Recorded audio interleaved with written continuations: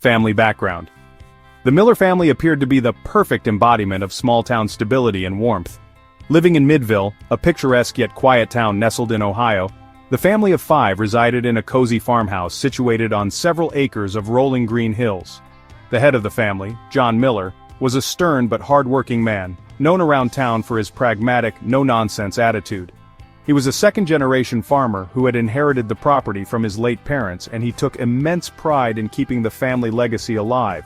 He was someone who believed adamantly in traditional values, which included placing the needs of his only son above the desires of the rest of the family. Susan Miller, John's wife, was the gentle, nurturing counterpart to her resolute husband. She worked tirelessly to keep the household in order, offering warmth and kindness where John offered rigidity and discipline. However, beneath her calm demeanor lay a woman torn between loyalty to her husband and her growing recognition of the fractures within their family dynamic. She often found herself caught in the line of fire during disputes, trying to mediate but failing to shift the balance of power. The Miller children were as diverse in personality as they were in life goals. Mike Miller, the eldest, was the apple of his father's eye. Charming and ambitious, Mike knew how to play his cards right. He skillfully used his father's favoritism to secure financial and emotional advantages, reinforcing John's belief that Mike was the rightful heir to the family assets. To the outside world, Mike was the golden boy, confident, outgoing, and intelligent. But to his sisters and mother, Mike's charm was often overshadowed by his arrogance, entitlement, and manipulative tendencies. Julie Miller, the middle child and oldest daughter, was almost the exact opposite of Mike. Independent, free-spirited, and determined, Julie had left Midville behind years ago, carving out a modest but fulfilling career in graphic design in nearby Columbus. Despite her resolve, she always felt the sting of her father's disappointment in her choice to leave the farm and pursue a life that didn't align with tradition. Julie's visits to the family home became increasingly rare over the years, especially as her relationship with Mike grew more strained. Julie was known for being the only one willing to stand up to her father, which often led to heated arguments that left a lasting bitterness in the household. Then there was Emily Miller, the youngest sibling. Quiet, soft-spoken, and deeply empathetic, Emily was the peacekeeper of the family, often to her own detriment. While John focused most of his attention on Mike, and Susan tried to manage the larger dynamics, Emily was often lost in the shuffle. Despite this, she tried her best to maintain a strong connection with both Julie and Susan. Emily's role as the family observer gave her a unique perspective, but it also left her with a sense of helplessness when it came to the growing tensions around her. On the surface, the Millers presented an image of unity. Sunday church services, barbecues in the backyard, and Christmas gatherings were all part of the carefully curated facade that the family showed the world. But behind closed doors, deep cracks had begun to form over the years. Cracks rooted in John's sharp favoritism, Mike's growing arrogance, and Julie's refusal to conform to the family's expectations. Financial struggles compounded these emotional tensions, as the family farm wasn't producing the income it used to. Talks of selling off part of the land to clear debts had sparked debates about inheritance and individual entitlements, sowing seeds of resentment and distrust.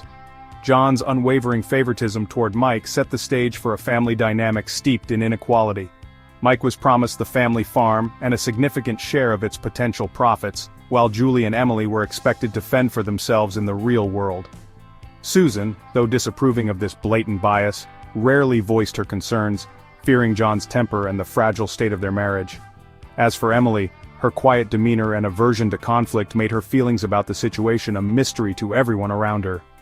This uneven distribution of affection and resources became a ticking time bomb. Julie, who had long held her tongue, finally decided it was time to confront the unfairness after learning of John's plan to sell a portion of the family farm, an inheritance that rightfully included all 3 children. What had started as whispered frustrations over family dinners escalated into full-blown confrontations. Julie felt emboldened to advocate for herself and Emily, refusing to let her father's favoritism dictate the course of their futures. The Miller household became a pressure cooker of emotions, with resentment bubbling just below the surface. The increasingly strained family dynamics, combined with John's rigid worldview and Julie's determination to secure a fair share for herself and Emily, set the stage for a confrontation that would soon spiral uncontrollably and ultimately, tragically. Family meeting. The warm spring air that wrapped around the Miller farmhouse did little to alleviate the growing tension inside. That Saturday afternoon, Julie had returned home after a long time away, bringing her husband Mark along for support. The meeting had been planned well in advance, but Julie knew it was bound to be contentious. The family was gathering to discuss the proposed sale of a section of the Miller family farm, a decision her father, John, had made without consulting everyone. Julie couldn't shake the sense of foreboding that clung to her thoughts as she pulled into the long gravel driveway. The family congregated in the dining room, a dimly lit space where they had shared countless meals over the years. The smell of freshly brewed coffee and the faint scent of wood polish hung in the air. John sat at the head of the table, his expression as rigid as his posture. To his right was Mike, the golden boy, casually leaning back in his chair with an air of indifference. To John's left was Susan, already wringing her hands nervously, as if anticipating the storm. Julie took a deep breath, nudging Mark as they took their places at the opposite end of the table. Emily hovered near the wall, hesitant to sit, her arms crossed tightly as if shielding herself from what was about to unfold. "All right," John began, clearing his throat with authority. "Let's get to it. I don't have all day, and I'm sure none of us want to waste time beating around the bush." His voice was gruff, his tone suggesting this meeting was nothing more than a formality in his mind. Julie straightened her back, refusing to be cowed.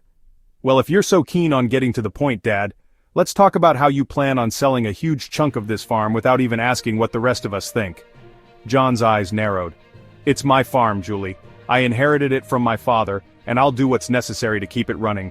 It doesn't matter what anyone else thinks because I'm the one carrying this responsibility." Julie's hands clenched into fists on her lap, but her voice was calm. "It was Grandpa's farm, and now it's supposed to be all of ours. This isn't just about you, Dad. If you're selling part of it, then the money should be divided fairly between all your children." "Divided fairly?" Mike interjected, scoffing.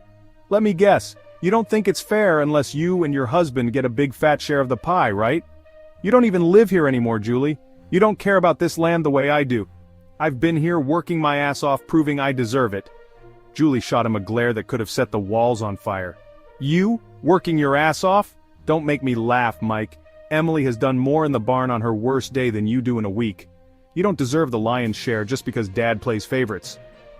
Susan shifted uncomfortably. "Julie, please don't turn this into a fight."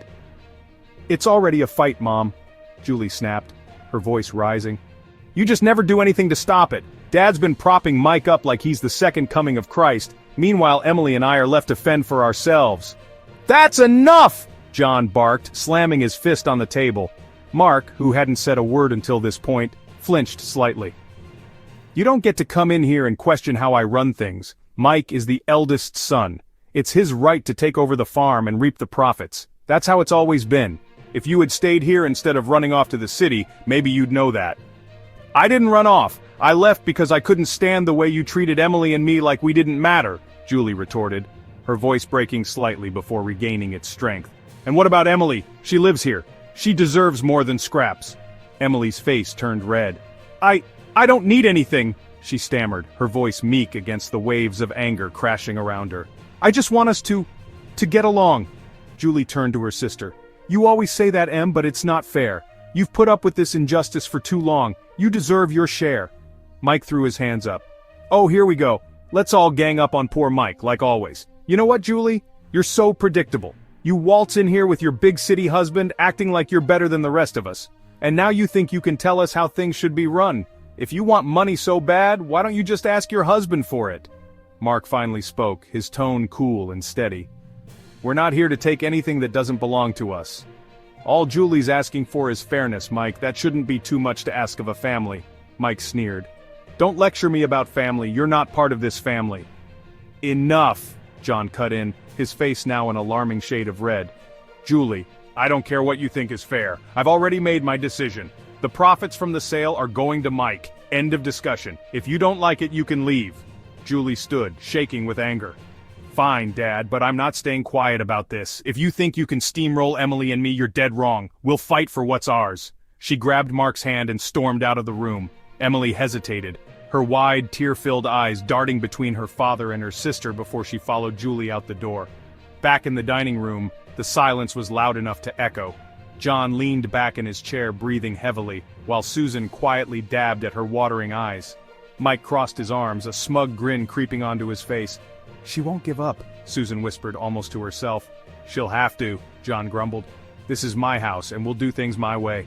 But deep down, even he couldn't deny the storm that loomed on the horizon. The family meeting had left scars that wouldn't easily heal, and it was only the beginning of a conflict that would soon destroy them all. Growing tensions beneath the surface. The tension following the family meeting lingered like a storm cloud hanging low over the Miller farmhouse. The next few days brought no resolution, only the uncomfortable quiet of a household holding its breath. Julie and Mark had left in a flurry of anger, but the discussions they had sparked refused to dissipate. The cracks in the family's foundation, long hidden, were now undeniable. Susan Miller sat at the small kitchen table early one morning, staring into her coffee cup as though it might provide solutions to the chaos swirling around her family. Emily entered the room, her face pale and drawn. "Morning, Mom," Emily murmured, glancing at her mother cautiously. Susan looked up with a weak smile. "Morning, sweetheart. You didn't sleep, did you?" Emily shook her head, sitting down across from her mother. "How can I? Everything feels off. It's like we're all tiptoeing around a volcano, waiting for it to erupt." Susan exhaled, her hands trembling as she sipped her coffee. "Your father, he means well in his own way. He doesn't know how to handle these things any differently." "Does he?" Emily asked, her voice soft but laced with frustration. "He barely looks at me, Mom. He hasn't cared about my opinion once in all of this. It's always about Mike." Susan flinched at the truth in her daughter's words. She couldn't deny that John's blatant favoritism toward Mike had poisoned the family's dynamic for years. "Emily, you know how your father sees the world," she said cautiously. "He believes it's the man's role to carry the family legacy. His father raised him like that, and Mike hasn't done anything to earn it," Emily cut in, her voice firmer now. "Julie was right, Mom. Mike doesn't pull his weight, and Dad coddles him like he's some kind of hero." Susan hesitated before leaning in closer, dropping her voice to almost a whisper. "I know, Emily, I see it too, but what can I do? Your father, he doesn't listen. He never has." Emily's brows furrowed, her empathy battling with frustration. "You could say something, Mom. You could stand up for Julie. For me, you're the only one he might actually hear." Susan looked away, her eyes misting over. "I've tried, believe me, I have. But every time I do, it turns into a fight, one I can't win, and..." She paused, her voice breaking slightly. "I'm scared, Emily. I'm scared of saying too much and making things worse." Emily reached across the table and placed a hand on her mother's. "It's already worse, Mom. Pretending everything's fine isn't helping anyone." Before Susan could respond, the kitchen door swung open, and John strode in, his heavy boots thudding against the wooden floor. He glanced at the two women briefly before heading to the coffee pot. "What's going on in here?" he asked gruffly, pouring himself a cup. His tone carried an edge, as though he already suspected he wouldn't like the answer. "Just talking," Susan said quickly, straightening in her chair. John's eyes narrowed slightly, but he said nothing, taking his coffee to the window. He stared out at the fields, his expression unreadable. Emily watched him carefully, then summoned her courage. "Dad," she began hesitantly, "have you thought about what Julie said? About making things fair?" John didn't turn around. "Fair? What's fair, Emily?" he asked, his voice low and dismissive. "Life isn't fair. This farm isn't something you split up like candy. It's a business. It needs a leader, not squabbling over who gets what." "But isn't it supposed to be for all of us?" Emily pressed, her heart pounding. "Grandpa left it to all of his children. Why can't we—" "Enough!" John snapped, spinning around to face her. His eyes blazed with a mixture of frustration and exhaustion. "You don't understand how this works, Emily. You've barely stepped out of this house, let alone run a farm. Mike is the one who's been here. He's the one who'll keep it going when I'm gone." Emily shrank back slightly but didn't avert her gaze. "Julie's right," she said quietly. "You're not being fair." John's jaw tightened, and for a moment the room was silent except for the ticking of the clock on the wall. Finally, he set his coffee cup down with a thud. "Julie doesn't understand this family anymore," he said coldly. "She left. She's too busy playing her big city games to care about this farm." "That's not true!" Emily blurted, surprising even herself with the force of her words. "Julie cares. She's trying to stand up for me. For all of us." John's face darkened, and he took a step closer to the table. "This isn't about you, Emily," he said sternly. "You're young. You don't get to decide how this family is run." "Then who does?" Emily asked, her voice trembling but steady. "You or Mike?" "Don't you dare take that tone with me," John growled, his voice rising. "I've worked my whole life for this farm. Everything I've done has been to keep it going, and I'll be damned if I let anyone, your sister, you, or anyone else, Tell me what to do with it." Susan stepped in quickly, her voice gentle but firm. "John, please. Emily didn't mean any harm. We're all just trying to figure out what's best for the family." "What's best," John said, glaring at Susan, "is for everyone to stop meddling and let me handle this. I've already made my decision. It's final." He stormed out of the kitchen, leaving the door swinging behind him. Emily and Susan sat in silence, the weight of his words hanging heavily in the air. A moment later, Emily spoke softly, her voice barely above a whisper. "He's never going to change, is he?" Susan didn't answer right away. She simply looked down at her coffee cup, the liquid long gone cold. "I don't know," she admitted finally. "I just don't know." In the days that followed, the simmering tensions only deepened. Mike continued to gloat in his father's favoritism, while Susan struggled to keep the peace. Emily felt more isolated than ever, her relationships with both her father and brother growing increasingly strained. And though Julie had left the house, her words lingered like an echo, stirring doubts and frustrations that refused to be silenced. The Miller family was a house divided, with no road to reconciliation in sight. It was only a matter of time before the fractures would break open entirely. The night of the explosive conflict. The Miller farmhouse was quiet that evening, but the silence was heavy. Unease had wrapped itself around the walls of the old home, settling in the air between its stubborn patriarch and his increasingly divided family. The smell of roasted chicken wafted through the dining room, but no one seemed to have much of an appetite. The family dinner began tensely, as it often did these days. John surveyed the table like a general at war, his eyes lingering briefly on Emily, and then shifting to Mike, who sat at his father's right-hand side as always. Across from Mike sat Susan, her gaze fixed on her plate, her hands clutching her napkin tightly. Julie and her husband Mark, seated at the far end of the table, were visibly tense.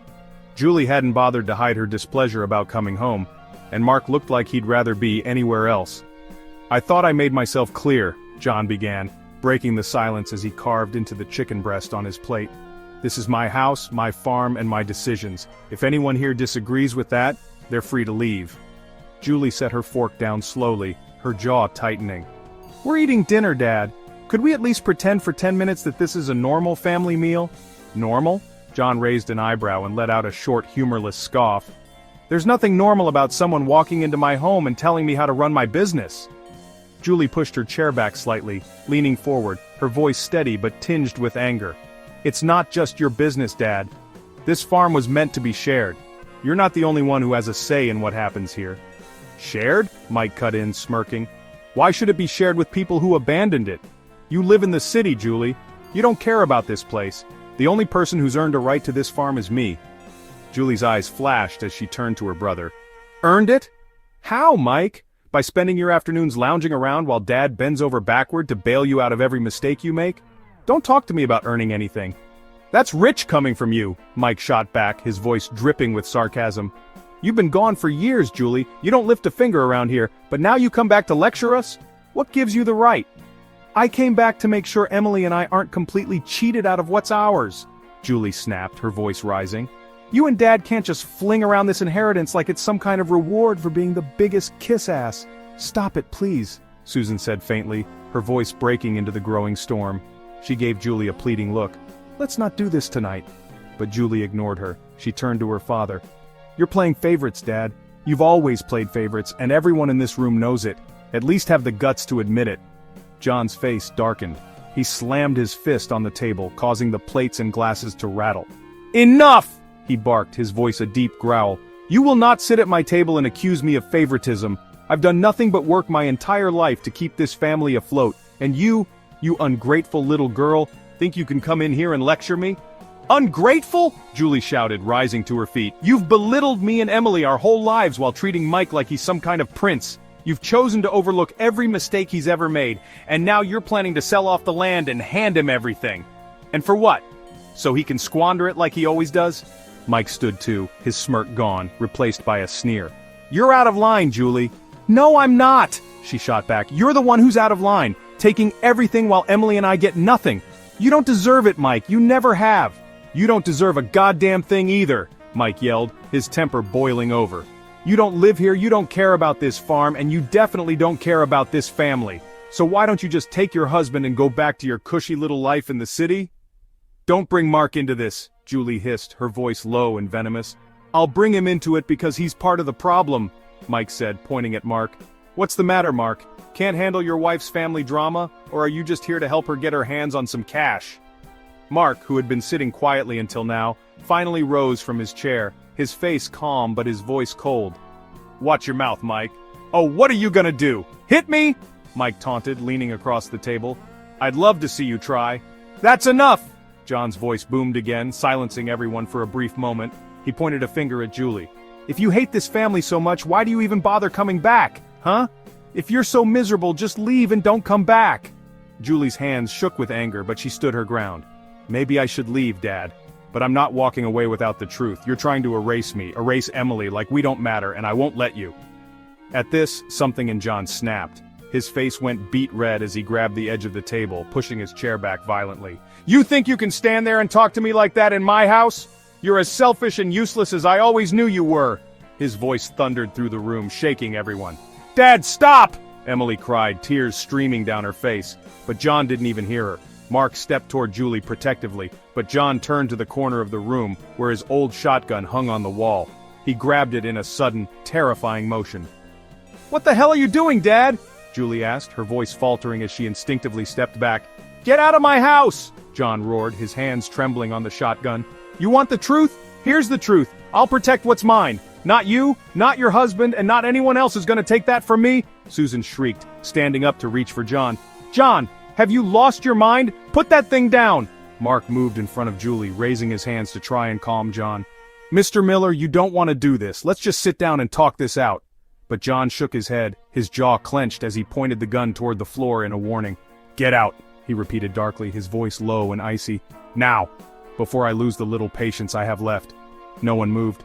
Julie stared at her father, her heart pounding in her chest as she tried and failed to process what was happening. In that moment, the weight of decades of resentment, favoritism, and betrayal hung thick in the air, suffocating them all. The silence was shattered by Mike's voice, cruel and smug. See, Julie? This is what happens when you don't know your place. At that, the tenuous thread holding Julie back snapped. She stepped forward, her voice shaking with a mix of fury and heartbreak. You'll regret this, Dad. You'll regret everything. But as the emotions boiled over, carrying them further into chaos, it was already too late for regret. The tragic incident. The argument had been brewing for what felt like hours, emotions ricocheting off the walls until they consumed the room entirely. But no one could have predicted it would end in death. John stood firm, his calloused hands gripping the shotgun as though it were an extension of himself. His chest heaved with fury, his face a deep crimson. Somewhere in the back of his mind, a voice whispered reason. This was his family, his flesh and blood. But the rage, the sheer decades of disappointment, betrayal, and perceived disrespect drowned out that voice completely. Dad, put that thing down, Julie said, her voice sharp but trembling. She stood stiffly by the table, shielding Mark, whose palms were slowly raised in a gesture of calm. You're scaring everyone. Scaring you? John growled. His knuckles whitened as he gripped the shotgun tighter. No. What's scary is you walking into this house and thinking you can tear everything apart with your big mouth. You don't listen. You never have. Dad, this isn't the way, Mark tried, his voice steady but strained with desperation. Let's just sit down. I'll leave with Julie if that's what you want, but we can figure this out without making things worse. John's eyes darted to Mark, sharp and full of loathing. You don't get a say in this, not in my house. I don't give a damn what you think. John, stop it, please! Susan cried, stepping forward, but John raised the gun slightly, not pointing it directly at anyone, but enough to make her freeze in place. Her hands flew to her mouth, tears streaming down her face. You're overreacting! This is your daughter, for God's sake! What are you doing? She's not acting like my daughter, John roared, his eyes snapping back to Julie. Family doesn't do this. Family doesn't turn on each other.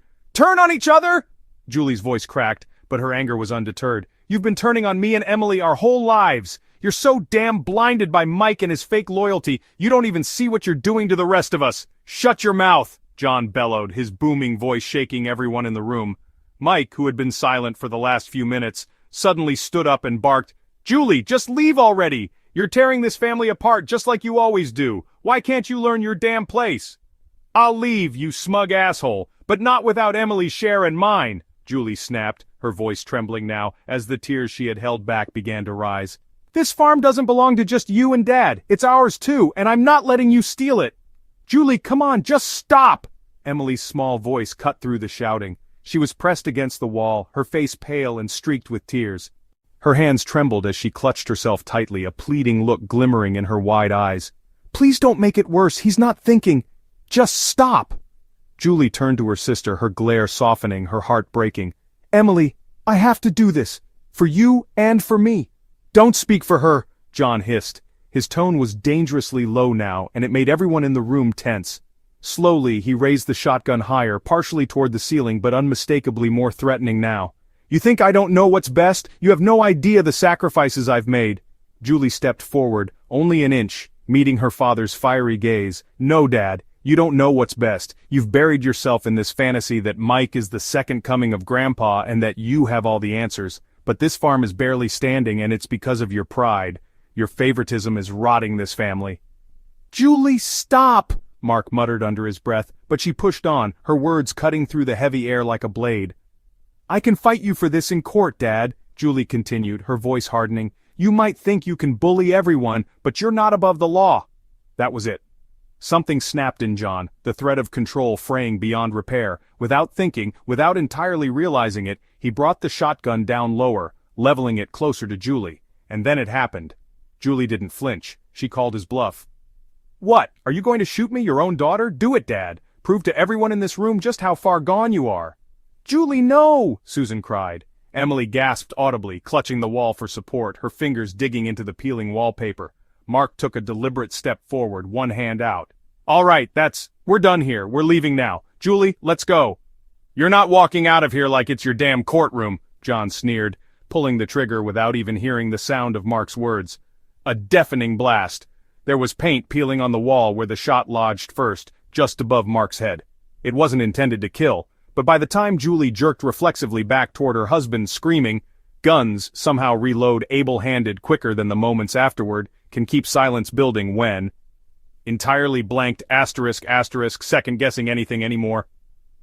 "Would you like riched-out tragedy climax hyper-specialized? Total expanding turning point contextualitat? This wonderful climax execution placeholder shell." The shot echoed through the dining room, loud enough for the neighbors half a mile away to hear. There was a moment, just one fleeting second, when everyone froze. Time itself seemed to pause as the sound reverberated through the walls, and the reality of what had happened began to sink in. Julie staggered backward, clutching her chest as if trying to confirm the impossible. Her hand came away red, slick with blood. She opened her mouth to speak, but no words came out, just a shaky, gasping breath that rattled in her throat. The life seemed to drain out of her as she collapsed to the floor. "No! Julie!" Susan screamed, rushing to her daughter's side. She knelt down, grabbing Julie's lifeless hands, her sobs shaking the room. "John, what have you done? What have you done?" Mark, frozen in shock for a second too long, suddenly leapt forward, instinctively reaching for his wife. "Julie, stay with me." His voice cracked and broke as he knelt beside her, his hands trembling as he tried to stop the bleeding. But it was too late. Julie's chest rose once, shuddered, and then fell still. "Oh my God! Oh my God!" Emily whimpered from the corner, her hands clasped over her mouth as she sank to the floor, her legs unable to hold her up any longer. Her wide, tear-filled eyes darted between her sister's body and her father, who still held the smoking shotgun in his trembling hands. "Dad!" Emily muttered, her voice barely audible over the chaos in the room. "What? Why?" John stood motionless, his face a mask of rage and shock, his hands white-knuckled around the shotgun. He opened his mouth to speak but couldn't find the words. His chest heaved with each breath as he stared at Julie's body, his mind struggling to understand what had just happened. "You killed her," Mark whispered, his voice low and trembling as he slowly rose to his feet. His eyes burned with a combination of grief and anger as they locked onto John. "You killed your own daughter." I didn't," John stammered, his grip on the shotgun loosening slightly. "It wasn't supposed to. I didn't mean... Dad, why?" Emily's voice broke, thick with tears. She didn't yell or scream. She didn't have the energy. She simply looked at him with a mixture of heartbreak and horror. "She was your daughter." Before anyone could react further, the shotgun moved again. Maybe it was panic, or guilt, or a desperate attempt to maintain some twisted sense of control. But John's finger pulled the trigger a second time. This time, the shot hit Mark squarely in the chest before he even had a chance to process what was happening. Mark stumbled back, knocking over one of the dining chairs as he fell. A strangled sound escaped his mouth as his body hit the ground with a heavy thud. He didn't move after that. Susan let out a blood-curdling scream, her nails clawing at her face as she crawled toward Mark's body. "No, no, no, you've killed them! You've killed them both!"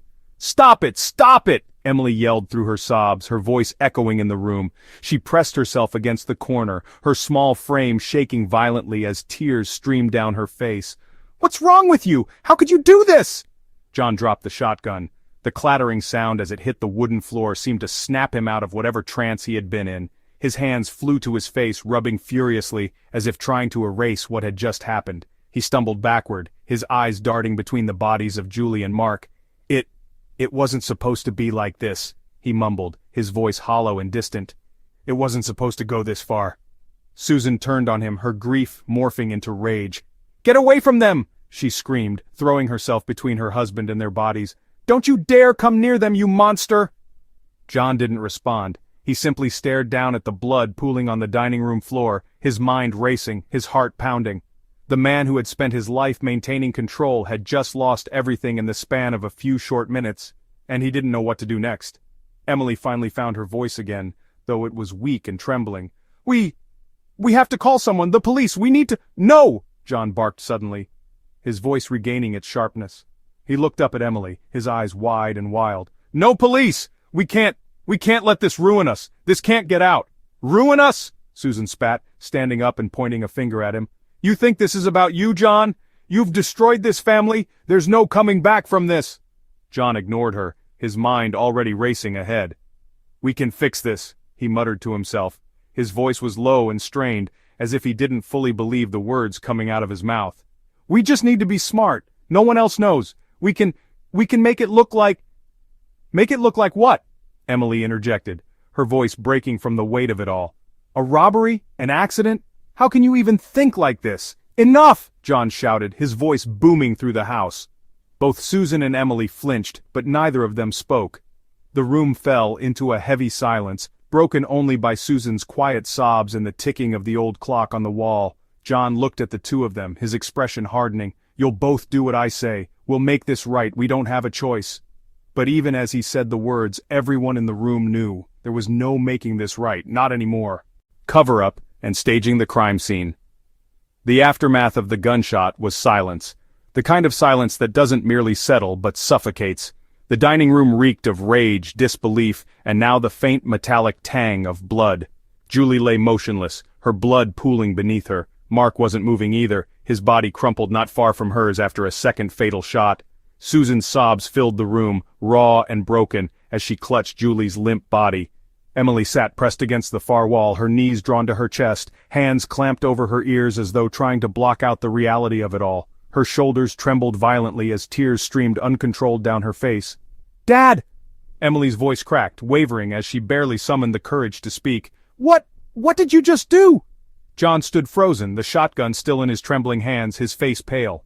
The fire in his eyes had evaporated, replaced by sheer panic. He muttered under his breath as though trying to convince himself this wasn't happening. I didn't mean for this," John stammered, his voice barely above a whisper. "It wasn't supposed to. Julie pushed me. They didn't give me a choice."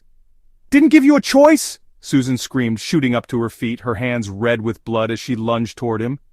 "You killed them, John. Our daughter and her husband are dead because of you. What the hell is wrong with you?" "Lower your voice," John barked, suddenly defensive as he backed away from her. His face hardened, the panic quickly mixing with frustration and anger again. "You think I wanted this? You think I planned for this to happen? I was trying to stop her from destroying this family." "Destroying this family?" Susan repeated, her voice breaking as she stared at the lifeless bodies. "The family is destroyed now, John, don't you see that?" Emily whimpered, unable to look at the scene in front of her. "We have to call someone," she whispered through her tears. "The police, we have to—" "No!" John's voice thundered louder than it ever had, making Emily flinch violently. He looked at her with wild eyes, his entire body exuding desperation. "We're not calling anyone, no police. Do you hear me? Do not call." "Dad, we have to," Emily persisted, though her voice trembled in fear. They'll find out anyway. We can't just act like this didn't happen." "They don't need to find out anything," John snapped, pacing now, his mind working in overtime. "Nobody knows they were here. He broke off, shaking his head. We can fix this. We can make it look like something else." "Something else? What are you talking about?" Susan demanded, horrified. "You're going to what, John? Make this go away like it never happened? Do you realize what you're saying? This isn't some mistake you can sweep under the rug." "We don't have a choice!" John roared back, his eyes blazing again as he slammed his fist against the table. "Do you think I'm spending the rest of my life in prison? Do you think I'm going to let them tear this family apart even worse? No, we handle this ourselves." Emily shook her head fervently from the corner, her tear-streaked face pale. "We can't handle this. We can't. There's blood everywhere, Dad." "Then we clean it," John said simply, almost coldly, as the logical part of his mind began to take over. He set the shotgun down carefully on the table, the weapon now a haunting symbol of what had passed. "We clean it, and we fix this." Susan moved toward him, grabbing his arm. "John, stop. Please, stop. If you go through with this, we'll never recover. We have to do the right thing. We have to—" "No, Susan." His voice turned sharp, leaving no room for argument. "The right thing is protecting this family. That's what I'm doing. You either help me or you stay out of my way." Emily looked at her mother, her voice trembling. "Mom, what do we do?" Susan hesitated, looking between her husband and her daughter's bodies. Her knees buckled slightly as her mind warred with itself. Finally, she turned back to John, her face etched with disgust. "You want to fix this?" "Fine," Susan spat, her voice no longer shaking with fear but quivering in anger. "But don't expect me to clean up your mess." John ignored her as he turned to Emily. "Emily, you're going to help me. I can't do this on my own." Emily's eyes widened in shock and terror. No, I can't. You will," John yelled, pointing a finger at her. "You'll help if you care about this family at all. I need to know I can count on you." "You're asking me to—" Emily couldn't even finish the sentence. She looked at her father as though seeing him clearly for the first time in her life. "You're asking me to cover this up? To act like nothing happened?" John walked over to her, his voice low and forceful. "I'm asking you to protect your family, Emily, to save what we have left. Do you want to see me in prison? Do you want this farm gone? Because that's what will happen if you don't step up." Emily shook her head frantically, tears falling harder. "This isn't right. None of this is right." "Right or wrong doesn't matter anymore," John said firmly. "What matters is survival." Mike, who had been silent until now, stood by the kitchen door and folded his arms. "I'll help," he said simply, his voice devoid of emotion. "What's done is done. We just need to cover our trail." "You?" Susan snapped, glaring at him. "Of course you'd help. You're too busy protecting your share of the farm to feel any guilt." "Say what you want, Mom," Mike said coldly, "but someone has to step up, and Dad's right. If we let the police in on this, we're done." As the hours passed, John, with Mike's help, began staging the scene to resemble a robbery gone wrong. They broke a window in the back kitchen, scattering shards of glass on the floor. Drawers were tossed open, living room furniture was overturned, and John wiped the shotgun down, leaving it near the back door. Emily stood in the corner, paralyzed as she watched them alter her reality. Every fiber of her being screamed that this was wrong, but every time she opened her mouth to protest, John's furious glare made her recoil. "You want to make it out of this alive, don't you?" John had whispered harshly earlier, his words sending chills down her spine. "Keep your damn mouth shut and let me handle this." By the time they finished creating their fraudulent crime scene, dawn was starting to break. The once cozy farmhouse now looked torn apart, a chaotic mess hiding the terrible truth buried beneath. The discovery and initial investigation. The morning sun crept slowly over the fields surrounding the Miller farmhouse, but its warmth did nothing to dispel the chill left behind by the events of the night before. The stillness of the morning was shattered when a neighbor, Mrs. Carter, heard the sharp bark of a dog coming from the Miller property. She had spent the last 30 years living just half a mile away, and knew something felt wrong. "It's not like them to be this quiet," she mumbled to herself, gripping her sweater tightly against the brisk spring breeze. As she walked down the road toward their long gravel driveway to drop off a basket of eggs, Mrs. Carter noticed shattered glass near the kitchen window. She stopped in her tracks, squinting at what looked like the remains of a broken window pane left in the grass below. Her heart quickened. "John?" she called out, her voice wavering. "Susan? Everything all right?" There was no answer. Feeling an uneasy pit forming in her stomach, she stepped closer. The barnyard was eerily silent, no clucking hens pecking around, not a single movement from the usually busy Miller home. Her pulse was quickening as she approached the front porch. Mrs. Carter leaned closer to the screen door and knocked hard. "Nobody's here," she muttered, her eyes flicking toward footprints in the dirt leading away from the broken window. Frowning now, she pulled out her cell phone, muttering, "This ain't right." She quickly dialed 911. Within an hour, 2 police cruisers had pulled into the Miller driveway, followed closely by the county sheriff, Rick Hollis, who arrived in a plain black pickup truck. Sheriff Hollis, a sturdy man in his late 50s with a weathered face that had seen too many long nights, stepped out and surveyed the home with narrowed eyes. He had grown up in Midville, knew the Miller family personally, and felt something twist in his gut even before setting foot across the porch. "All right," he muttered to the responding officers, "let's see what we're dealing with." Deputies Jillian Thompson and Mark Reyes followed closely behind as Hollis cautiously opened the front door. The dining room was the first thing they saw, and it looked like a storm had passed through. Chairs were toppled over, drawers pulled from cabinets, a shattered picture frame lay on the floor. To anyone else, it might have seemed like a robbery gone wrong, but Hollis wasn't buying it. "Jesus," Jillian murmured, looking at the broken glass near the corner of the kitchen. "Looks like forced entry." "Does it though?" Hollis asked quietly, crouching near the shards of glass. He picked one up with a gloved finger, pausing before holding it to the light. "If this window was broken by someone breaking in, you'd expect most of the glass to be inside the house, but look here." He gestured to the pile of shards scattered neatly outside. "This doesn't look right to me. It's staged." Mark Reyes frowned. "Are you saying someone inside broke it to make it look like a break-in?" Hollis slowly nodded, rising to his feet. "That's what it's looking like so far, but let's dig deeper." Further into the house they found the bodies. Julie lay crumpled near the dining table, blood dried on the floor beneath her, her hand outstretched toward Mark, who was slumped against an overturned chair. Both were pale and lifeless, clear signs they hadn't made it through the night. Jillian gasped, turning away to catch her breath. Even for an experienced officer, scenes like this weren't easy to stomach. Mark crouched beside the bodies, checking for any indications of gunshot residue. Hollis stood over him, his eyes scanning the room. "I've seen a lot of botched robberies," Hollis said grimly, "but most burglars don't shoot to kill unless they're cornered, and this doesn't feel like cornering, feels personal." "You think someone they knew did this?" Jillian asked, her voice shaky. Hollis nodded tersely. "Could be. Look at the spread of the blood, the position of the bodies. Whoever did this had time to think it through or cover it up. Doesn't scream crime of opportunity." He knelt closer to Julie's body, gesturing for one of the forensics techs to move in. "Get me a close-up of the wounds here. We're looking at shotgun pellets, close range." He pointed to the entrance wound. "You see this pattern? This is a kill shot, Jill, cold-blooded. Close enough that the person who did it had to see the look on her face."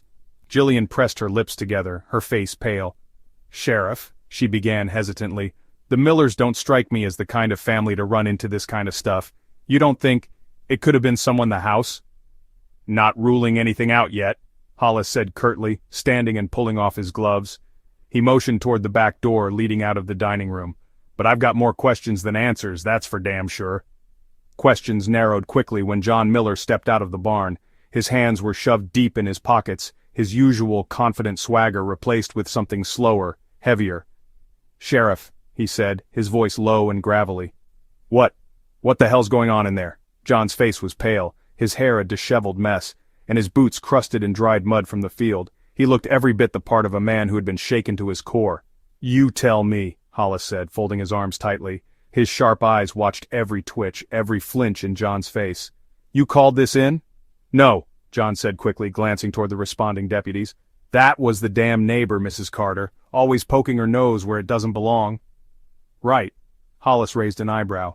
"And you didn't see anything unusual this morning? Nothing out of place? Doors broken? Windows?" John hesitated for just a second. "I mean, yeah, I saw the window busted out back, but I figured maybe some kid, or, hell, Sheriff, I don't know. We're not the kind of folks who get robbed, and now this?" He shook his head, playing the part of the clueless victim.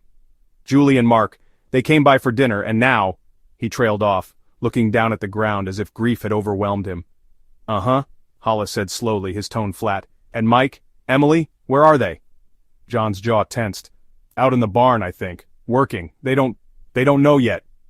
His voice cracked as he finished the sentence, almost too conveniently. "Funny," Hollis muttered, looking back toward the house. "2 people dead, your window smashed, and you didn't think to wake anyone up, or call for help?" John's mouth opened, but no words came out. For the first time, the self-assured image he had carefully maintained began to crack, and Hollis didn't miss it. "You mind sticking around while we get statements?" Hollis said, clapping his shoulder hard enough to make John wince. "This sure feels like an inside job to me." Out by the barn, Emily sat with her knees pulled to her chest, staring blankly at the dirt while Mike paced furiously. "Keep your mouth shut, Em," Mike hissed. "For all of us, for Dad." Conflicting testimonies within the Miller family. The Miller family was brought one by one into the cold, sterile rooms of the county sheriff's station. It smelled faintly of coffee and musty paper, but no one noticed that over the suffocating weight of the questions they were about to face. Sheriff Rick Hollis didn't like where this case was heading, because the more he pressed, the more the cracks in the Miller family's unity began to show. John's interrogation. John sat at the metal table, his shoulders squared, arms crossed tightly in front of his chest. His hat, which usually rested proudly on his head, now sat forgotten on the chair beside him. Hollis leaned back in his chair across the table, tapping his pen lightly against his notebook. "John," Hollis started, his voice calm but with an edge of authority. "I need you to walk me through last night, everything. From the moment Julie and Mark arrived to the moment we showed up." "I already told you," John huffed, leaning back slightly. "We had dinner just like we always do when the kids visit.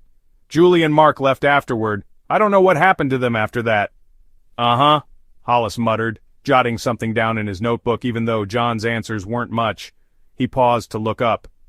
"You didn't think it was odd that your window was smashed, or that there were overturned drawers in your dining room when you woke up this morning?" John bristled, his jaw tightening. His body language practically screamed defense. "I was going to call after I finished feeding the animals, all right? I wasn't going to jump to conclusions before checking things out myself." Hollis cocked an eyebrow. "Interesting. So you saw the glass, the mess, but instead of calling the police right away, you decided to, what, finish barn chores?" John's hand slammed the table, making Hollis's pen jump. "I told you, Sheriff. I don't know what happened to my daughter. All I know is some bastard broke into my house and did this. You want answers? Go find whoever the hell did this instead of dragging me in here like a damn suspect." Hollis simply nodded, his expression unreadable. "Sure, fine. But here's the thing, John," he said, leaning forward slightly and lowering his voice. "If it looks like a setup, smells like a setup, and everyone's stories don't line up, you know what that tells me?" "What?" John spat. "That someone close to home knows a hell of a lot more than they're saying." John didn't respond. He simply crossed his arms tighter and glared at Hollis. Mike's interrogation. Mike slouched into the interrogation room next, his hands tucked casually into his hoodie pocket. His confidence was almost unnerving. He slid into the chair with exaggerated ease, as if this was just another nuisance in his day, and met Hollis's sharp gaze with one of his own. "Mike," Hollis began, steepling his fingers, "your dad says you and Emily didn't know about anything that went down last night until this morning, is that true?" Mike nodded without hesitation. "Yeah, that's right. I heard the cops pull up and Dad told us there'd been a robbery or something. Pretty freaky stuff, honestly." Hollis didn't miss a beat. "And you didn't hear any gunshots last night?" "Nope." Mike's response was immediate, almost rehearsed. "You ever been in the middle of nowhere, Sheriff? That barn is pretty far from the house. I wouldn't hear much of anything in there." Hollis tilted his head slightly, just enough to unsettle Mike. "You're telling me 2 people were shot with a shotgun less than 150 feet from where you were sleeping and you didn't hear a thing?" Mike shrugged. "Guess not." Hollis leaned forward, his eyes narrowing. "Mike, do you know what I think?" "I bet you're gonna tell me," Mike said evenly, though his jaw tightened slightly. "I think you're covering for your dad. Or maybe for yourself. 'Cause here's what doesn't add up. Your dad claims Julie and Mark left after dinner, but that doesn't explain why their bodies are on your dining room floor. Doesn't explain the staged break-in.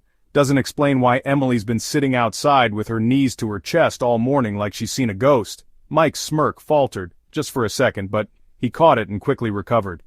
"I didn't do anything wrong, Sheriff. Do I look like a murderer to you?" "I've learned over the years that murderers don't usually look like anything," Hollis replied coolly, his stare steely. "But what I do know is that liars slip up, and you will too." Mike didn't respond. His jaw tightened again, and he stared down at the table.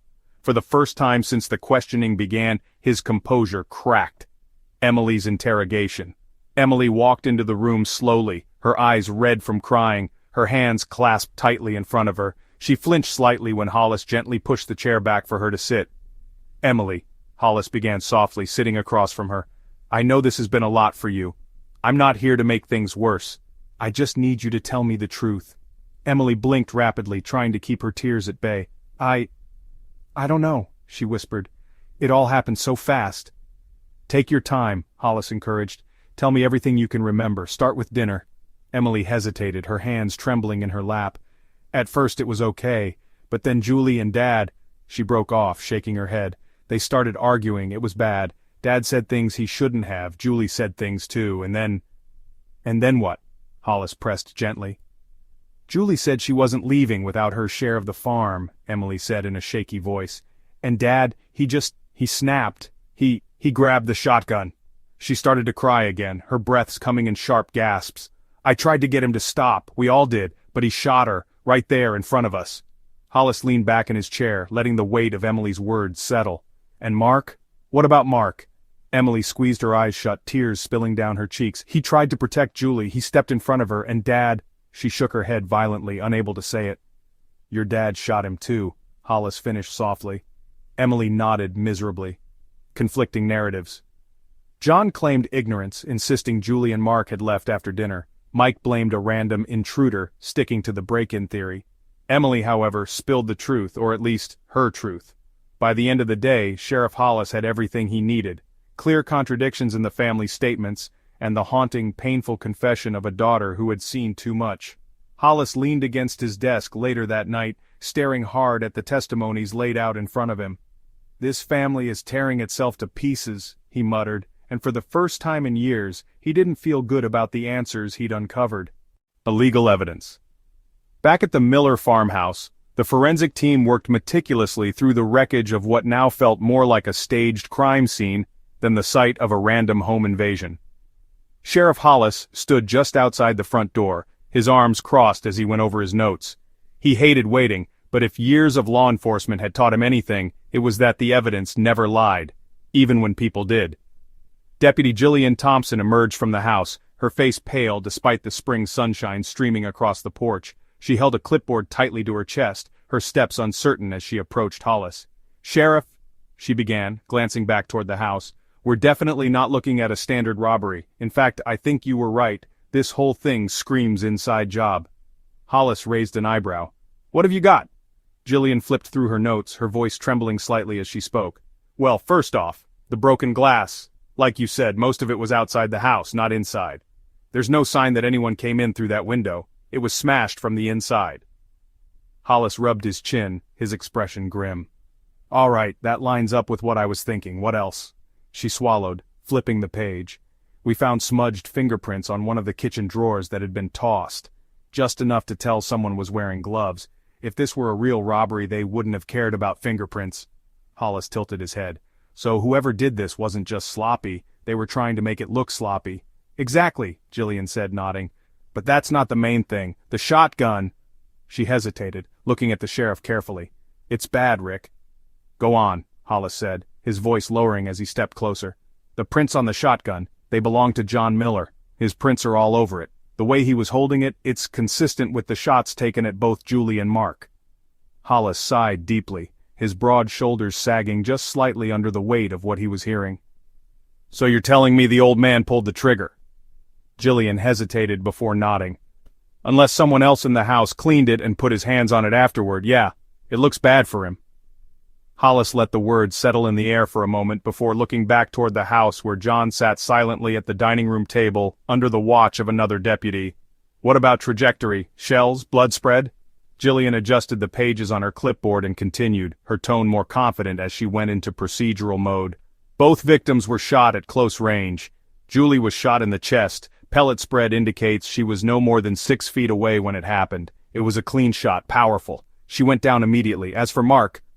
She hesitated, lowering her voice. He was shot just seconds later, likely while trying to shield Julie. The angle of entry suggests the shooter aimed downward, as if Mark had already fallen to his knees when the second shot was fired. Hollis closed his eyes briefly, taking it all in. A goddamn execution, he muttered under his breath. And the shells? Jillian's face hardened. The shotgun was reloaded between shots. The shells were found near the dining table, both discharged by John's gun. There's no sign anyone else handled the weapon except him. She paused, scratching nervously at the edge of her clipboard. I mean, Sheriff, this kind of precision, whoever did this wasn't acting out of panic. This was anger. Controlled anger. Hollis nodded stiffly, his jaw clenched. What about the blood spread? Does it line up with where the others in the room were supposedly standing? That's the other thing, Jillian said, flipping another page. We found blood spatter on the corner of the table, and on the boots John was wearing this morning. It lines up with where he'd have been standing when he pulled the trigger. Blood patterns also suggest that whoever was standing closer to the victims, like Mike or Emily, had minimal interference. Hollis's brow furrowed. You're telling me Emily wasn't in the line of fire? Not directly, no, Jillian confirmed. Her position in the room, based on footprints in the blood, suggests she was backed against the wall when the shots were fired. She might have moved forward afterward, but not during. Inside, the forensic team continued to work. Another technician, Jim Peters, spoke quietly into his radio as he carefully examined the overturned drawers. We've got mud smears here, he said. It's faint, but seems like someone was messing with this after the fact. Whatever they were looking for wasn't taken. This was staged. Sheriff, do you copy on that? Hollis responded through his own radio. Yeah, I copy. Anything else near the bodies? Julie's hand, Peters replied after a long pause. There's blood smudged like she tried to grab something as she fell. Possibly Mark, possibly the edge of the table. It's faint, but the struggle was brief. No defensive wounds. She didn't see it coming, Hollis muttered to no one in particular. He turned off the radio and sighed. Meanwhile, outside the farmhouse, Emily sat on the back steps, her arms hugging her knees to her chest. Her face was pale, her eyes red and swollen. Deputy Mark Reyes leaned against the railing, trying to get her to say anything helpful. Emily, he said softly, crouching down to meet her gaze. You've been through a lot, I get that. But you're holding something back. If you don't talk to us, your dad and Mike are going to keep spinning their own stories. You want my advice? Get out ahead of this. I don't... Emily's voice was barely a whisper. I don't know what to say. Reyes pressed gently, his voice still calm. You were in that room, weren't you? You saw what happened? Her silence stretched until it became unbearable. Finally, Emily spoke, her voice trembling. He didn't mean to kill her. I think he just wanted to scare her, but then Julie... She froze, clutching at her knees as she choked back a sob. She wouldn't back down. She kept yelling at him. And then it just happened. Reyes felt his chest tighten as he scribbled notes onto his pad. And Mark? What about him? Emily shook her head violently. He tried to stop Dad, tried to hold him back, but Dad... She buried her face in her hands and whimpered. It all happened so fast. Reyes stood, giving her a moment to collect herself before stepping back inside to relay her statement to Hollis. Inside, Hollis sat at the table, staring down at the forensic reports, his mind racing as the pieces began to fall into place. The shotgun shells, John's prints, the blood patterns, it all painted a dark, undeniable picture. But what gnawed at him most, what kept him from feeling satisfaction at solving the case, was Emily's broken voice echoing in his head, replaying that final moment of chaos. It's all in the evidence, he muttered to himself, and the evidence doesn't lie. Emily's confession. Emily sat in the harshly lit interrogation room, her fragile composure a stark contrast to the sterile environment. Her hands trembled as she clutched the tissue given to her earlier, her eyes red and puffy from hours of tears. Across from her, Sheriff Hollis watched intently, his weathered face betraying little, though his eyes softened slightly when she glanced up at him. Emily, Hollis began, his deep voice breaking the silence. I know you've been through hell these past couple of days, I get that. But we're at a point now where the truth has to come out. Do you understand me? Emily nodded weakly, her lips trembling as she tried to form words.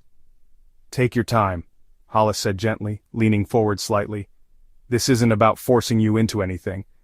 But if you want to help yourself, and maybe even the people you love, you've got to tell me what really happened. Emily stared down at her hands, twisting the tissue nervously. She shook her head slightly as if willing herself to speak, but the words caught in her throat. Emily, Hollis pressed, his voice still calm but steadier now. I already know there's more to this than you've been letting on. Your dad and Mike, they've got their own stories, but both of them are full of holes. And you're the one person who might actually give me the truth. Don't let them control what happens next. She looked up at him, her watery eyes filled with despair. I don't know what to say, she whispered. But even as she spoke, her voice cracked under the weight of what she was hiding. You know exactly what to say, Hollis responded quietly but firmly. You were in that room, Emily. You saw it. You lived it. We both know you've been carrying the truth on your shoulders, and it's breaking you. Let it out." Emily's trembling intensified as tears began to roll down her cheeks. "It wasn't supposed to happen like this," she croaked, her voice raw. I didn't think he could actually, I just wanted them to stop fighting. I didn't know." "What didn't you know?" Hollis asked softly, his voice coaxing her out of the pit of her guilt. Her words came in fits and starts, but once they started flowing, they didn't stop. The dam had broken. "It started during dinner," she began, her hands gesturing nervously. "Everything was fine at first, but then Julie and Dad, they started arguing. Dad said Julie didn't belong there, and Julie said she had just as much of a right to the farm as Mike did. She wouldn't back down. She never backs down." Hollis remained silent, letting her take the lead. "Dad got angrier and angrier," Emily continued, her voice growing shakier with every word. "He said something about how Julie only came back when it suited her, how she abandoned the family, and Julie, she lost it. She stood up and yelled that she wasn't leaving without what was hers." Emily gripped the edge of the table now, her knuckles turning white. "Mike jumped in at that point, called her selfish, said she was only here to cause trouble. And then Mark tried to step in and calm everyone down, but it just made Dad even angrier. He just stood up so fast, and he grabbed the shotgun." "What happened next?" Hollis asked softly. His own hands rested on the table, steady and calm, acting as an anchor for Emily's unraveling mind. Emily's shoulders shook as she sobbed, but she forced herself to keep going. "Julie didn't back down. She told Dad to put the gun away, but he wouldn't. He just kept yelling that she had no right to decide anything about the farm. Mom tried to stop him, I swear she did, but he wouldn't listen to anyone." Her voice dropped to a whisper, thick with grief. "He aimed the gun, Sheriff, right at her. Julie stared him down like she didn't believe he would do it. She even said, 'You're bluffing, Dad. Go ahead and shoot your own daughter if that's the kind of man you want to be.'" Hollis closed his eyes briefly, the gravity of the scene pressing down on him. "And then?" Emily's next words came out in a rush. "He pulled the trigger." Her breath hitched as she buried her face in her hands. "The sound, it was so loud, and Julie, she just fell. She didn't even scream, she just fell." Hollis waited for her to catch her breath, though his chest ached at the vividness of her account. He let the silence sit for a moment before asking, "What about Mark?" Emily let out another shaky breath. Mark ran to her. He grabbed her shoulders, but she wasn't moving. Her voice was cracking again, but she pushed through. "He turned to Dad and he yelled, just yelled, 'Are you happy now? You killed her.' And then, Dad shot him too." Hollis felt his stomach churn as he watched Emily break down in front of him.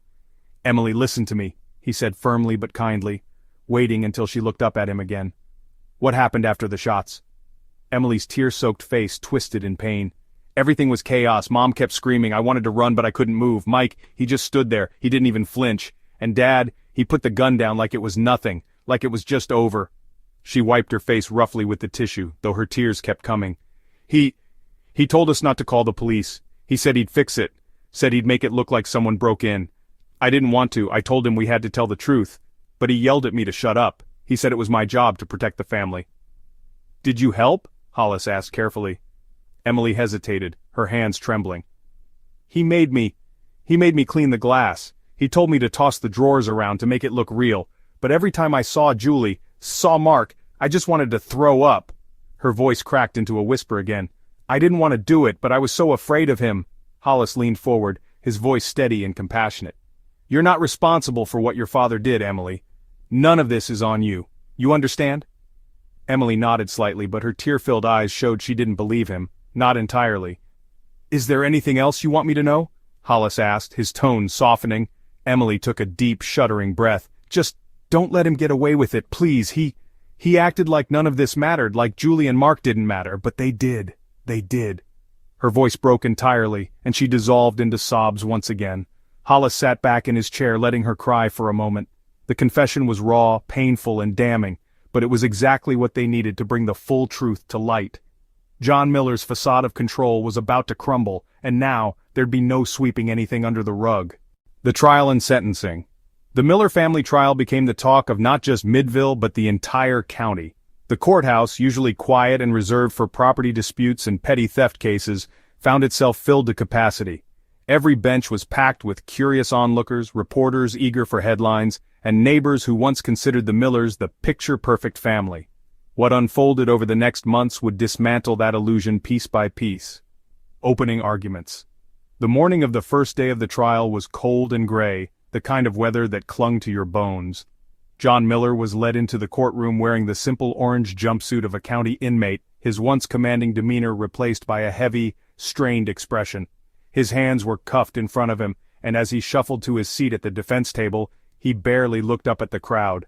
Emily sat in the front row of the gallery with her mother Susan, who clutched Emily's hand tightly as if anchoring her. Mike, who now sat on the opposite side of the courtroom with his own defense attorneys, avoided their gaze entirely. Judge Marianne Parker, a stern but fair presence in her black robe, surveyed the courtroom before slamming her gavel down. "All rise," the bailiff instructed, and the sound of shuffling feet filled the room. "Ladies and gentlemen," began the prosecutor Diane Caldwell, standing confidently in front of the jury, "what you'll hear over the course of this trial is not simply the story of a tragic family dispute. It is the story of two people who lost their lives because of unchecked rage, favoritism, and an unwillingness to let go of control." She turned toward the jury, her expression hardening. "We'll show you how John Miller, in a fit of anger, picked up a shotgun and took the lives of his own daughter Julie and her husband Mark, and we will demonstrate how Mike Miller, his son, actively participated in covering up these heinous crimes. The evidence will leave no doubt. This was no accident, no moment of panic. It was cold, deliberate, and devastating." The defense attorney, Tom Harlan, stood to deliver his opening. "Ladies and gentlemen of the jury," he began, walking slowly toward them, "this is not a case of premeditated murder, as the prosecution will try to convince you. This is a case of a father pushed to his breaking point, a man who lost control in a heated argument and made a terrible mistake." His voice softened, almost pleading. "John Miller is not a monster. He's a man who worked his whole life to keep his family together, only to see them tearing themselves apart. What happened that night was a tragedy, yes, but it was not murder." Emily takes the stand. The linchpin of the trial was Emily's testimony. When she was called to the stand, the courtroom fell so silent you could hear the shuffle of papers at the prosecution's table. Emily's hands trembled as she clutched the wooden railing of the witness stand. Her eyes darted nervously toward her father and brother, but neither met her gaze. "Miss Miller," the prosecutor began softly, "can you please tell the court what you saw the night your sister Julie and her husband Mark were killed?" Emily's voice was barely above a whisper. It started during dinner," she began, her throat tightening with each word. "Julie and Dad, they got into an argument." "What was the argument about?" the prosecutor pressed. Emily hesitated, her hands gripping the edge of the stand. "The farm," she finally said. "Julie said it wasn't fair that Dad was giving everything to Mike. She said it wasn't right." The prosecutor nodded. "And how did your father respond?" Emily swallowed hard. "He got mad. Really mad. He told Julie she didn't belong there, that she left the family behind when she moved to the city. And then Mike started yelling too. He called Julie selfish." "Did the argument escalate?" the prosecutor asked, her tone firm but steady. "Yes," Emily said, her voice cracking. "Julie said she wasn't leaving without her share of the farm, and then Dad stood up and grabbed the shotgun." Gasps rippled through the gallery. Susan clutched her chest, tears streaming down her face as Hollis, sitting beside her, placed a steadying hand on her arm. "What happened next, Emily?" the prosecutor urged gently. Emily's tears spilled over. "Julie didn't back down. She told him to put the gun away. He was so angry, yelling that she had no right to tell him what to do, and then—" She paused, her voice catching. "Then he pulled the trigger. Julie, she just fell." The sound of weeping filled the courtroom as Julie's former friends and neighbors wiped their eyes. The prosecutor gave Emily a moment before asking, "And your brother Mike, what did he do?" Emily glanced toward Mike, her lips trembling. "He just stood there. He didn't even try to stop Dad. After it was over, Dad told us to clean everything up. He made me help." The prosecutor turned to the jury. "No further questions, Your Honor." When the defense cross-examined Emily, they attempted to paint her as an unreliable witness, claiming she was emotional and misremembered crucial details. But Emily didn't budge. Her story held firm. The verdict. After weeks of testimony, closing arguments, and deliberation, the jury finally returned. The courtroom was electric with tension as Judge Parker reviewed the verdict forms. John Miller sat rigid in his seat, his jaw clenched, while Mike fidgeted nervously, avoiding eye contact with everyone. "For the charge of first-degree murder in the case of Julie Miller," Judge Parker began, her voice slicing through the quiet, "we find the defendant, John Miller, guilty." A murmur swept through the courtroom, followed by Susan's quiet sob. For the charge of first-degree murder in the case of Mark Thompson, we find the defendant John Miller guilty." John's head dropped, and for the first time since the trial began, the stoic man looked utterly broken. Judge Parker turned to Mike next. "For the charge of being an accessory to murder and obstruction of justice, we find the defendant Mike Miller guilty." Mike's face crumpled, his facade shattering as bailiffs moved closer to escort him out. Sentencing. At the sentencing hearing a week later, Judge Parker delivered her ruling. "John Miller," she said firmly, "what you did was not an act of momentary anger. It was an act of calculated violence against your own children. You ended 2 lives and attempted to manipulate others into covering it up. For your crimes, I sentence you to life in prison without the possibility of parole." Susan gasped, while Emily stared blankly at her lap, tears silently sliding down her cheeks. "Mike Miller," Judge Parker continued, "though you did not pull the trigger, your actions contributed to the cover-up of 2 murders. You are sentenced to 20 years in prison, with the possibility of parole after 15 years. Mike looked over his shoulder at Emily one last time, his face pale. She didn't meet his gaze. Aftermath. The courtroom emptied slowly, the weight of the verdict lingering in the air. Outside, reporters swarmed, hurling questions about the case, the family, and the future of the farm. But Emily and Susan chose not to respond. They walked silently to the car, their connection fractured but unspoken comfort binding them for the moment. Sheriff Hollis stood by his truck, watching them leave. "Justice," he murmured under his breath, "but no winners here." The significance of the case. The Miller family tragedy was more than just another courtroom drama. It became a lasting parable in Midville, a story that haunted the town long after the gavel fell for the final time. The death of Julie and Mark, the trial that followed, and the ghosts of favoritism, greed, and family tensions that led to such horrifying events seemed to echo through the small Ohio community like an unfinished symphony of sorrow. The case wasn't just about who pulled the trigger or what the sentencing would be. It was about something deeper, something rawer, that left everyone asking questions long after the courthouse lights went out. A town forced to reflect at the diner where locals gathered for coffee and gossip. You could hear it in the hushed tones of conversation. It's just, how does it get that bad? How does a father, God's honest family man, do something like that? One old farmer muttered over his steaming mug of black coffee. His friend shook his head. Don't think it was just one thing. Stuff like this don't happen out of nowhere. This was years in the making, all that pressure, the farm, the money. Mrs. Carter, the neighbor who first called the police, glanced their way from her table by the window. "Money does things to people," she said, her voice tinged with bitterness. "But if you ask me, it wasn't the farm, it was pride. Pride eats you up until there's nothing left but the worst version of yourself." People seemed hungry to make sense of it, to patch the holes in the narrative that had become all too familiar. Everyone knew John Miller, a man who'd planted seeds in more than dirt but in the hearts of his community. Midville had painted him as a no-nonsense, hard-working patriarch, the kind you tipped your hat to on the way into Sunday service. But what was buried inside his home told a different story, a story of cracks in the foundation no one dared look at until they turned into fault lines, the seeds of favoritism. Sheriff Hollis, who'd spent his nights revisiting every angle of the case in his mind, would later admit it wasn't just anger at play that night in the Miller dining room, it was years of unspoken pain and perceived injustice between the siblings. John picked his favorites, Hollis said during a community interview weeks after the trial. His voice was gravelly, weighed down with the testimony that no one had really wanted to hear. He didn't think twice about it because that's how he was raised. The firstborn son gets the legacy, the others fend for themselves. But Julie and Emily, they had a different vision for how the world ought to work, and those visions collided that night in the worst way possible. As the sheriff spoke, the room had grown quiet. People weren't ready to blame John fully, but they also couldn't defend him anymore. His favoritism toward Mike wasn't subtle. Hell, even childhood stories told during church potlucks painted Mike as the chosen one, while Julie and Emily were barely mentioned. The farm represented more than land. It represented belonging, fairness, legacy, all things the Miller children felt in unequal measure.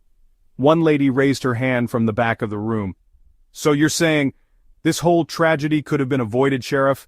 That if John had just treated them equally, none of this would have happened?" Hollis looked at her and paused for a long moment before responding. "Maybe. maybe it would have made some difference. But, like I said, this wasn't about just one night. It wasn't about just one argument. It built over time. Resentments, frustrations, feeling like you're less to your own family. That stuff festers, and eventually it explodes. Greed, legacy, and the farm. The townsfolk of Midville also couldn't ignore the role the farm itself played in the tragedy. To them, the farm was more than just a place. It was history. Generations worked the soil, their sweat a kind of language that bound them to the land. The Millers weren't unique in their attachment to their property, but the tragedy exposed something many others in the community feared to admit. The weight of inheritance could crush a family just as easily as it could sustain one. An article in the Midville Gazette following the trial highlighted this point in stark terms. The author, a lifelong Midville resident, wrote, "Family farms are the beating heart of communities like ours, but they carry a terrible price when they pass from one generation to the next. Who decides what's fair? How do you choose who gets to carry on the legacy, and at what cost?" The Miller case is a warning to us all about what happens when pride and pressure take precedence over love and fairness.